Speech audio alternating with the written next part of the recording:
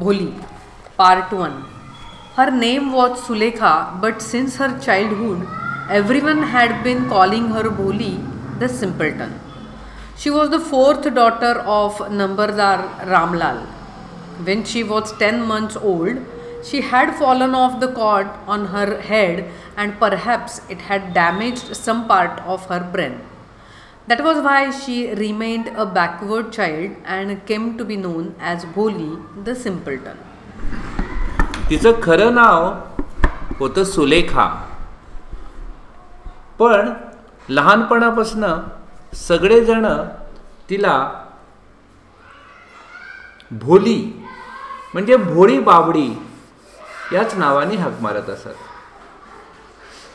कर गोळा करणारा सरकारी अधिकारी म्हणजे नंबरदार असलेल्या रामलालची ती चौथी मुलगी होती. जेव्हा ती 10 महिन्याची होती तेव्हा ती एकदा कॉटवरनं खाली पडली होती आणि तिच्या डोक्याला मार लागला होता. या अपघातात कदाचित तिच्या मेंदूचा काही भाग हा क्षतिग्रस्त होऊन ती थोडीशी मतिमंद बनली होती. म्हणून तिला सगळेजण भोली या नावाने हाक मारत. At the birth, the child was very fair and pretty, but when she was 2 years old, she had an attack of smallpox.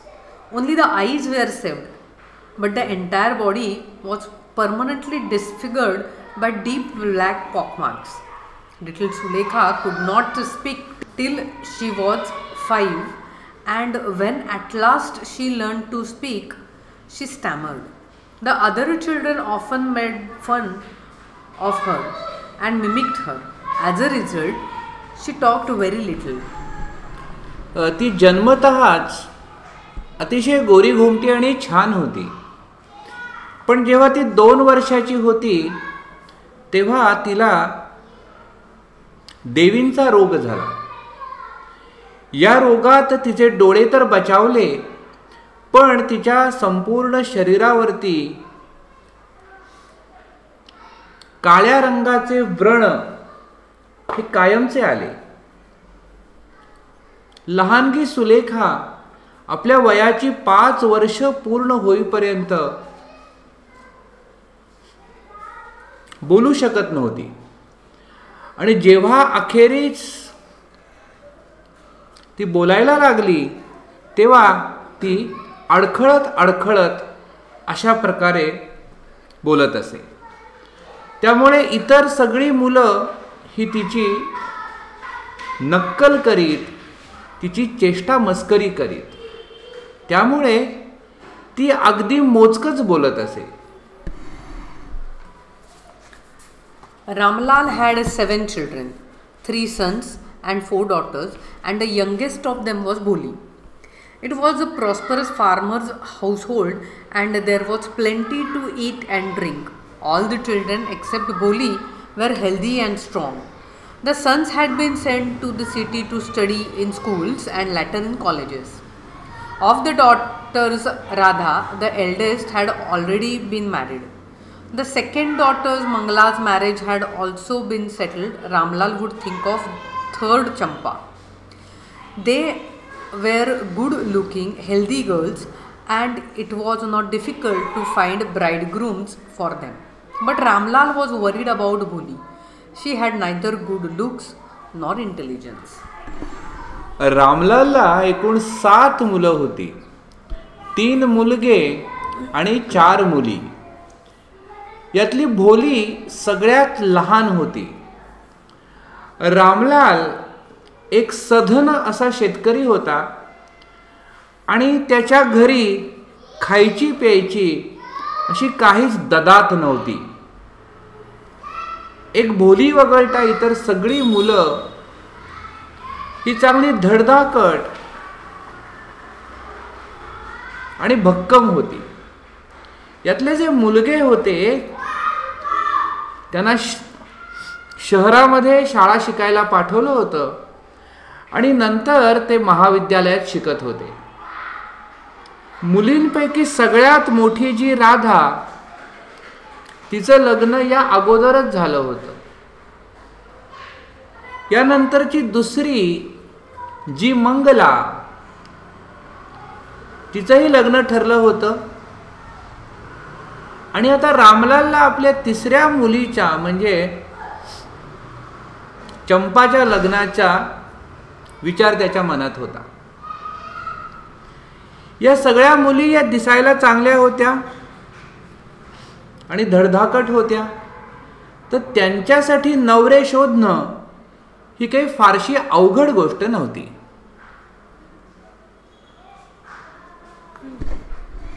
पण रामलाल हा भोलीविषयी अतिशय चिंताक्रांत होता. कारण भोली ना दिसायला चांगली होती, ना ती बुद्धिवान होती. Bholi was 7 years old when Mangala was married. The same year, a primary school for girls was opened in their village. The Tehsildar Sahib came to perform its opening ceremony. He said to Ramlal, "As a revenue official, you are the representative of the government in the village, and so you must set an example to the villagers. You must send your daughter to school." जेव्हा मंगलाचं लग्न झालं तेव्हा भोली 7 वर्षाची होती. आणि त्याच वर्षी त्या खेड्यामध्ये मुलींसाठी एक प्राथमिक शाळा सुरू झाली होती. या शाळेचं उद्घाटन करण्यासाठी तहसीलदार साहेब हे त्या गावात आले होते. आणि ते रामलालला म्हणाले की तू गावातला कर गोळा करणारा अधिकारी, म्हणजे तू एक प्रकारे सरकारचा मनुष्य आहेस, त्यामुळे तू या सगळ्या लोकांपुढे आदर्श निर्माण केला पाहिजेस. तू तुझ्या मुलींना या शाळेमध्ये शिक्षण घ्यायला पाठवलं पाहिजेस. That night, when Ramlal consulted his wife, she cried, "Are you crazy? If girls go to school, who will marry them?" But Ramlal had not the courage to disobey the Tehsildar. At last, his wife said, "I will tell you what to do. Send Bholi to school. As it is, there is little chance of her getting married with her ugly face and lack of sense. Let the teachers at school worry about her." त्या रात्री रामलालने आपल्या पत्नीचा सल्ला घेतला. तर पत्नी त्याच्याच अंगावर ओरडली, अहो तुम्हाला काही समजतं का? जर मुली शाळेत गेल्या तर त्यांच्याशी लग्न कोण करेल? पण रामलालला तहसीलदारांची आज्ञा मोडायचा धीर नव्हता, त्याच्या अंगात ते धारिष्ट्य नव्हतं. अखेरीस त्याची पत्नी म्हणाली, मी तुम्हाला सांगते काय करा ते. भोलीला शाळेत पाठवा, कारण तसेही तिचं लग्न होण्याची शक्यता फार कमी आहे. हा तिचा असा कुरूप चेहरा आणि वागण्या बोलण्याची तिला नसलेली समज, याच्यामुळे तिचं लग्न होणं एकूण अवघडच आहे. तर शाळेतल्या शिक्षकांना तिच्याबद्दलची काळजी करू दे.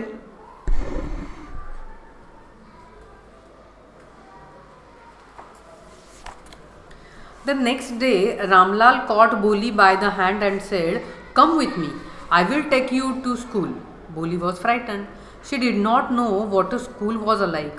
She remembered how a few days ago their old cow Lakshmi had been turned out of the house and sold. दुसऱ्या दिवशी सकाळी रामलालनी भोलीचं बकोट पकडलं आणि म्हणाला, चल माझ्याबरोबर, मी तुला शाळेत घेऊन जातो. तो भोली घाबरली, कारण शाळा म्हणजे काय हे तिला माहीत नव्हतं. मग तिला आठवलं की काही दिवसांपूर्वी त्यांच्या घरची वृद्ध गाय लक्ष्मी तिला अशाच प्रकारे घरातनं नेलं गेलं होतं आणि तिला विकलं गेलं होतं. No, no, no, no, no, no, no, no, she shouted in terror and pulled her hand away from her father's grip. What's the matter with you, you fool? Shouted Ramlal. I am only taking you to school.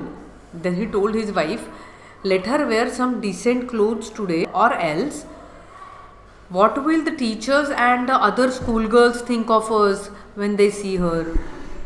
नाही नाही नाही नाही नाही, ती घाबरून ओरडली आणि आपला हात रामलालच्या हातातून तिने सोडून घ्यायचा प्रयत्न केला. अगं मूर्ख मुली, काय झालं? रामलाल ओरडला. मी तुला फक्त शाळेत घेऊन चाललोय. आणि मग तो आपल्या पत्नीला म्हणाला, आज हिला जरा बरेचसे कपडे घाल, नाहीतर शाळेतले शिक्षक आणि शाळेतल्या इतर मुली आपल्याविषयी काय बोलतील? New clothes had never been made for Bholi. The old dresses of her sisters were passed on to her.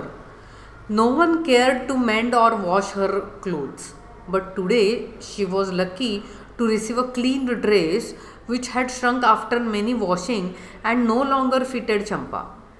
She was even bathed and oil was rubbed into her dry and matted hair. Only then did she begin to believe that she was being taken to a place better than her home. भोलीसाठी नवीन कपडे कधी शिवले जात नसत. आपल्या मोठ्या बहिणींचे जुने कपडे हे कायम तिला घातले जात, तिच्याकडे सरकवले जात. तिच्यासाठी नवीन कपडे शिवावेत असं कोणालाच वाटत नसे. पण आज काय तिचं नशीब उजळलं होतं. तिला एक स्वच्छ असा ड्रेस घालायला मिळाला. अर्थात तोही तिच्यासाठी शिवलेला नव्हताच. तिची मोठी बहीण चंपा हिचा धुवून धुवून आटलेला असा मात्र स्वच्छसा ड्रेस हा तिला घालण्यात आला. आज भोलीला आंघोळ घालण्यात आली आणि तिच्या कोरड्या आणि गुंतलेल्या केसांना नीट विंचरण्यात आलं आणि त्यांना तेल लावण्यात आलं. अशा प्रकारे स्वच्छ कपडे आणि केसांची अशी देखभाल केलेली बघून भोलीला मनात कुठेतरी थोडंसं बरं वाटलं की आपल्याला आपल्या घरापेक्षा चांगल्या अशा कुठल्या तरी ठिकाणी नेलं जात आहे. When they reached the school, the children were already in their classrooms.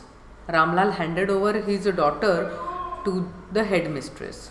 Left alone, the poor girl looked about her with fear-laden eyes. There were several rooms, and in each room, girls like her squatted on mats, reading from books or writing on slates. The headmistress asked Bholi to sit down in a corner in one of the classrooms.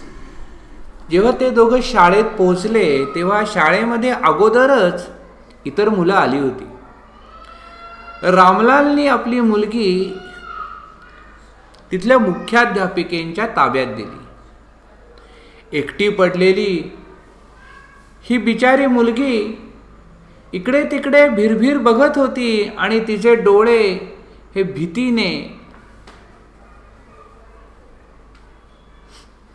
ग्रासलेले होते, भीतीने भरून गेले होते. शाळेमध्ये अनेक वर्गखोल्या होत्या आणि प्रत्येक खोलीमध्ये तिच्याच सारख्या अनेक मुली या चटई अंथरून रांगेत बसल्या होत्या. त्या पुस्तकं वाचत होत्या, आपल्या पाटीवरती काहीतरी लिहित होत्या. मुख्याध्यापिकेने त्यापैकी एका वर्गातल्या एका कोपऱ्यात भोलीला बसायला सांगितलं. Bholi did not know what exactly a school was like and what happened there. But she was glad to find so many girls almost of her own age present there. She hoped that one of these girls might become her friend. भोलीला शाळा म्हणजे काय ते नक्कीच समजत नव्हतं आणि शाळेत काय होतं हेही तिला माहीत नव्हतं. पण आपल्याच वयाच्या इतक्या सगळ्या मुली आसपास बघून तिला आनंद झाला आणि तिला मनात कुठेतरी आशा वाटली की यातली एखादी मुलगी आपली चांगली मैत्रीण झाली तर.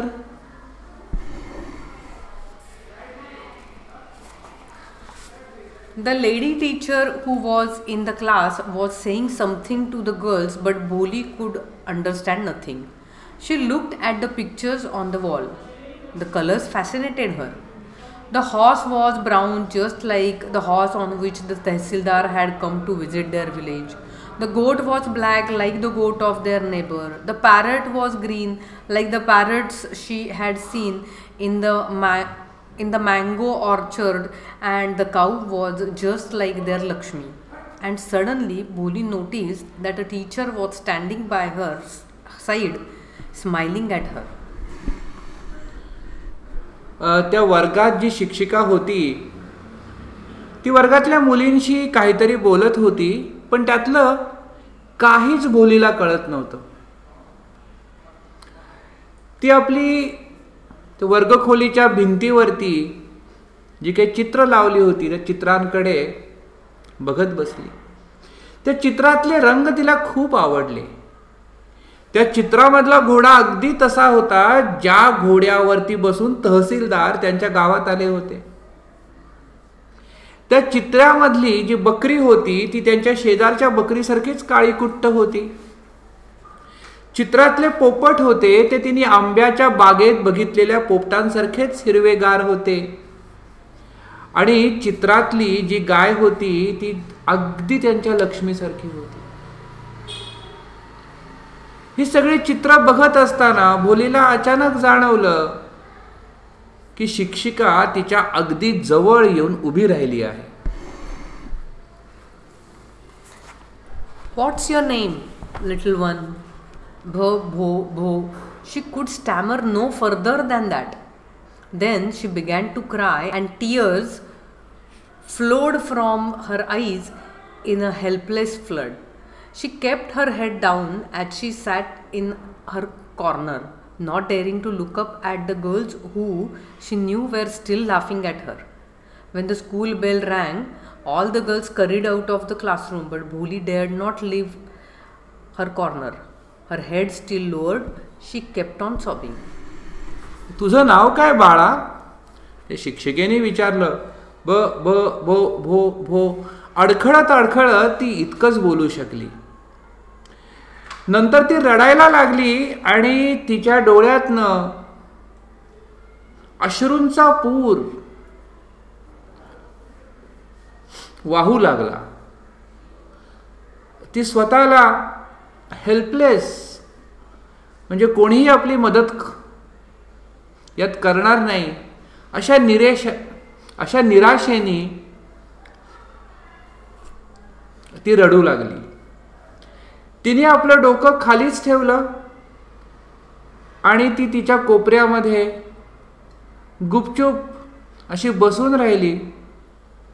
तिची मान वर करून बघायचीही हिंमत होईना, कारण तिला माहिती होतं की सगळ्या मुली या तिला हसतायत आणि तिची कुचेष्टा करतायत. अखेरीस शाळेची घंटा झाली. सगळ्या मुली या पळत पळत वर्गखोलीच्या बाहेर गेल्या, पण अजूनही भोलीला आपला कोपरा सोडायची हिंमत होईना. तिचं डोकं अजूनही असं खाली वाकलेलं होतं आणि हुंदके अजूनही तिच्या कंठातनं येत होते, फुटत होते.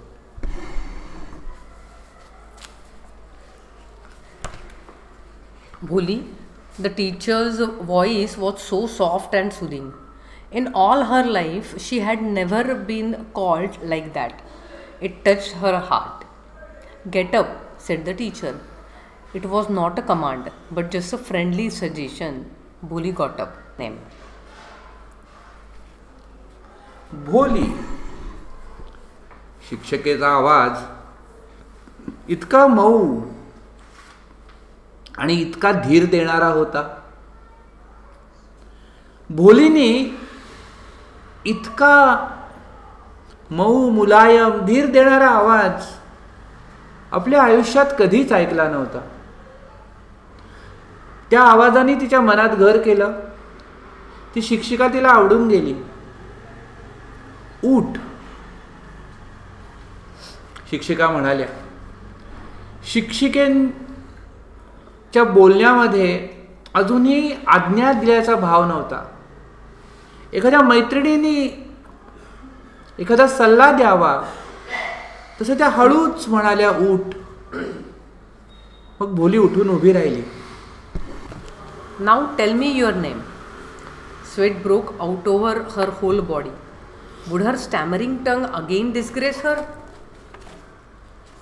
For the sake of this kind woman? However, she decided to make an effort. She had such a soothing voice, she would not laugh at her. आता तुझं नाव सांग. पुन्हा आपल्याला बोलायचं आहे या कल्पनेने तिचं सगळं शरीर घामाने डबडबलं. आपली अडखळणारी जीभ आपल्याला पुन्हा एकदा धोका देईल का? पण ह्या ज्या बाई आहेत, आपल्या शिक्षिका आहेत, त्या तर अतिशय चांगल्या वागणाऱ्या दिसतात. आपण प्रयत्न केला पाहिजे. शिक्षिकेने इतक्या प्रेमाने आपल्याला काही विचारलंय तर आपल्या अडखळण्यावरती त्या हसणार नाहीत.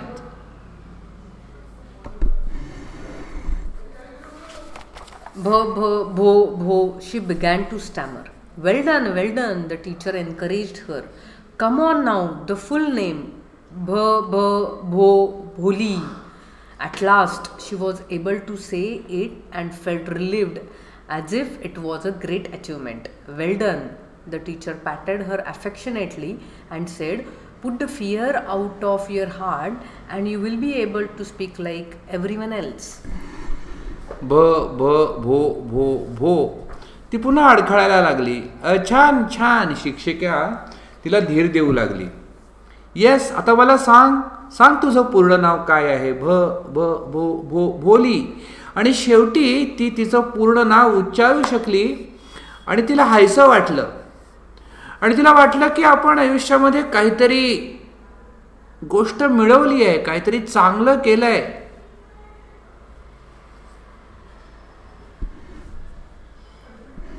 छान छान, शिक्षिका म्हणाली. आणि तिने तिच्या पाठीवरती अतिशय प्रेमाने थोपटलं आणि ती म्हणाली की "बघ, तुझ्या मनातनं जर तू भीती काढून टाकलीस ना तर तू आमच्या सगळ्यांसारखीच बोलू शकशील." Bholi looked up as if to ask, "Really?" Yes, it will be very easy. You just come to school every day. Will you come?" Bholi nodded. "No, say it aloud." Yes. And Bholi herself was astonished that she had been able to say it. "Didn't I tell you? Now take this book." तर बोलीला आनंद झाला आणि ती पटकन तिने असं वरती मान उचलून बघितलं, जसं की ती विचारू इच्छित होती की खरंच? हो, खूप सोपं आहे ते. फक्त तू रोज शाळेत येशील ना? भोलीने नुसती मान हलवली. नाही, मला मोठ्याने सांग. येस, हो. आणि भोलीला इतका आश्चर्य आणि आनंद वाटला की ती त्या शिक्षिकेशी संवाद साधू शकत होती, बोलू शकत होती. मी तुला म्हटलं नव्हतं का? आता हे पुस्तक घे. The book was full of nice pictures and the pictures were in color: dog, cat, goat, house, parrot, tiger, and a cow, just like Lakshmi. And with every picture was a word in big black letters. In 1 month you will be able to read this book. Then I will give you a bigger book. Then a still bigger one. In time you will be more learned than everyone else in the village. Then no one will ever be able to laugh at you.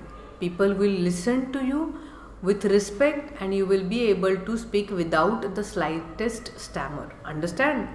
Now go home and come back early tomorrow morning.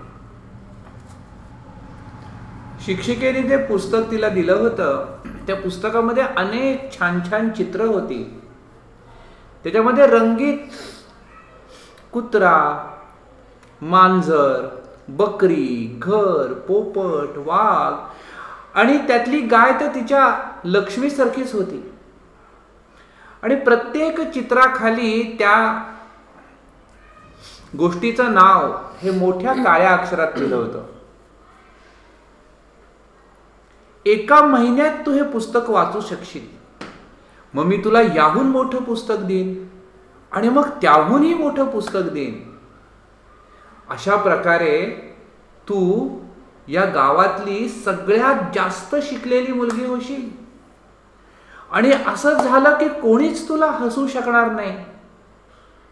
लोक तू सांगितलेलं ऐकतील, लोक तुला मान देतील आणि न अडखळता अस्खलितपणे तू लोकांशी बोलू शकशील. आलं ना लक्षात? आता आज तू जा घरी आणि उद्या सकाळी लवकर मात्र पुन्हा शाळेत ये. Bholi felt as if suddenly all the bells in the village temple were ringing, and the trees in the front of the schoolhouse had blossomed into big red flowers. Her heart was throbbing with a new hope and a new life.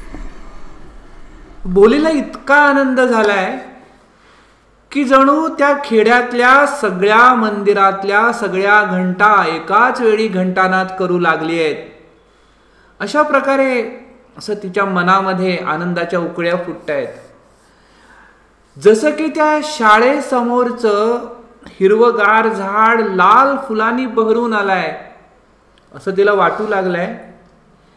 तिचं हृदय आता नव्या आशांनी आणि नव्या आयुष्याच्या कल्पनांनी, आनंदाने असं भरून गेलंय.